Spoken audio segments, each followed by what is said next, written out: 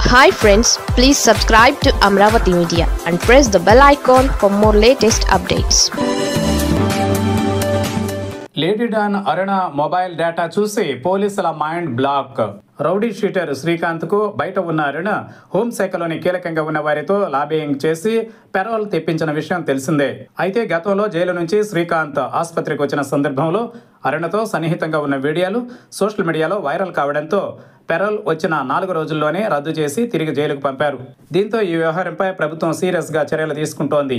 అరుణను arrest చేసి లోతుగా విచారణ జరుపుతున్న పోలీసులకు ఛార్జింగ్ విషయాలు బయటకు వస్తున్నాయి. గతంలో సూళ్లూరుపేటలో సహజ మరణమే అనుకున్న కేసును హత్య కేసుగా అనుమానిస్తున్న పోలీసులు ఓ వ్యక్తి తండ్రి హత్యకు అరుణ గ్యాంగ్కి సుపారీ ఇచ్చి హత్య చేయించినట్లుగా గుర్తించినట్లు తెలుస్తోంది.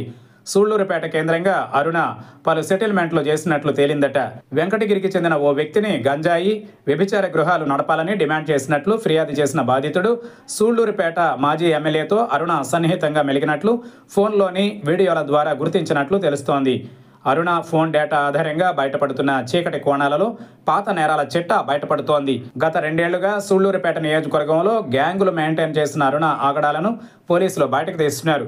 పోలీసులు స్వాధీనం చేసుకున్న ఆమె ఫోన్లో ఎవరెవరి రహస్యాలు దాగున్నాయి, ఆ వీడియోలు ఆడియోలు ఎవరి కొంప ముంచబోతున్నాయి, పోలీసులు ఎప్పుడు ఆ వీడియోలను సేకరించబోతున్నారు అనే విషయాలతో అరుణకు సన్నిహితంగా ఉండే అధికారులు ఆందోళనలో ఉన్నారు. లేడీ డాన్ అరుణ నుంచి పోలీసులు స్వాధీనం చేసుకున్న ఫోన్లలో కొంతమంది ప్రభుత్వ అధికారులు, ప్రజాప్రతినిధుల ఆడియోలు, వీడియో రికార్డులతో పాటు వందల కొద్ది ఫోటోలు ఉన్నాయన్న అభిప్రాయం పోలీసు వర్గాలలో వ్యక్తమవుతోంది.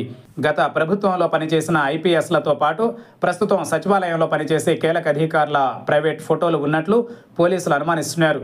కోర్టు అనుమతి తీసుకుని అరుణ సమక్షంలోనే అరుణ ఫోన్లో ఉండే సమాచారాన్ని తీసుకునేందుకు పోలీసులు ప్రయత్నాలు చేస్తున్నారు. ఆమెను అరెస్టు చేసిన సమయంలో అరుణ దగ్గర నుంచి 2 ఫోన్లు, 2 సిమ్లను సీజ్ చేశారు. ఆ ఫోన్లో ఉండే వీడియోలు, ఆడియోలు ఎవరి కొంప ముంచుతాయో అన్న ఆందోళన అధికార, రాజకీయ వర్గాలలో వ్యక్తమవుతోంది. ఆమె చాలామంది పోలీస్ అధికారులతో సన్నిహితంగా మెలిగేదట. ఆమెకు కావలసిన పనిని వారి ద్వారా చేయించుకునేది. వారు మాట వినకపోతే పై స్థాయి అధికారులతో సిఫార్సు చేయించేదని ఆమె వైఖరి నచ్చని కొందరు పోలీసులు అంతర్గతంగా చర్చించుకుంటున్నారు. భవిష్యత్తులో ఉపయోగపడే అధికారులతో, రాజకీయ నేతలతో ఫోన్లో మాట్లాడే క్రమంలో ఆమెకు రికార్డ్ చేసే అలవాటు ఉందని ఆమె సన్నిహితులు చెబుతున్నారు.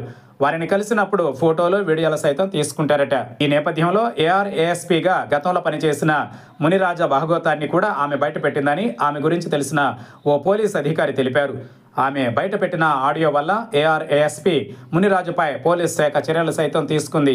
ఆమె వల్ల ఇలాంటి వాళ్ళు చాలామంది క్రమశిక్షణ చర్యలకు గురయ్యారని పోలీసు వర్గాల సమాచారం. ఆమె బాధితులు ఒక్కొక్కరు బయటకు వస్తుండటంతో ఆమె కాల్ లిస్ట్పై పోలీసులు దృష్టి పెట్టారు. గత 2 ఏళ్ల నుంచి ఆమె ఎవరెవరితో మాట్లాడింది, ఎంతసేపు మాట్లాడింది, చాటింగ్ను బయటకు తీసే ప్రయత్నం చేస్తోంది పోలీస్ శాఖ.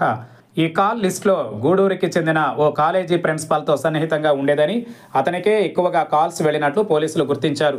రౌడీ షీటర్లు, జైలు ఉన్నతాధికారులు, రాజకీయ నేతలకు తరచుగా ఆమె ఫోన్ చేసి మాట్లాడినట్లు పోలీసులు అనుమానిస్తున్నారు. తిరుపతి జిల్లా గూడూరుకు చెందిన ఓ కాలేజీ ప్రిన్సిపాల్ యాజమాన్యం కూడా సదరు అరుణకు సహకరించినట్లు పోలీసులు అనుమానిస్తున్నారు.